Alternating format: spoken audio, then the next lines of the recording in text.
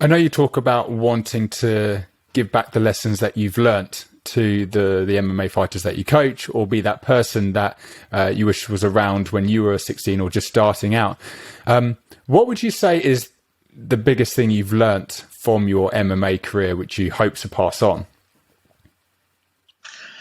I think the biggest thing is sort of synergy or integration of everything. So your lifestyle, what you have going on outside, just how you're living as an athlete, relationship troubles, social life, work life, family life, all of those things have got to kind of tie in then with what you're doing on the mat, what your skills development is, what your strength and conditioning is, what your nutrition is.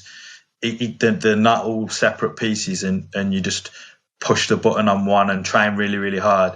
They kind of need, or you're gonna break, and that's what I found happened to myself at numerous times through my career, where it was, whether it was that I was just traveling loads to get the best training in, or whether I was cutting maybe too much weight at times, or things of that nature that led to burnout. I think everything's got to be synchronized in terms of skill development. There wasn't really a thought of skill development when I started. It was more like it was a lot of local hardman training when I first started in mixed martial arts, and then it was kind of like you did the individual disciplines.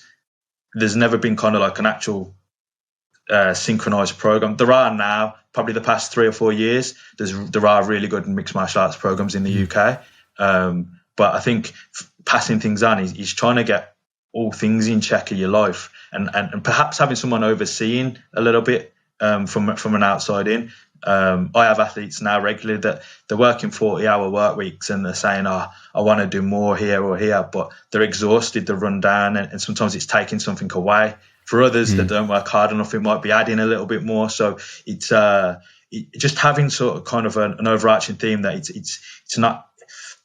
It's a dangerous sport, so I think you need to be all facets of your life need to be synchronized if you're going to be at the professional level. Amateur level, you have a little bit more wiggle room, but I think at the professional level, you need to be all in on the sport and kind of having all the pieces of the puzzle synchronized, rather than sort of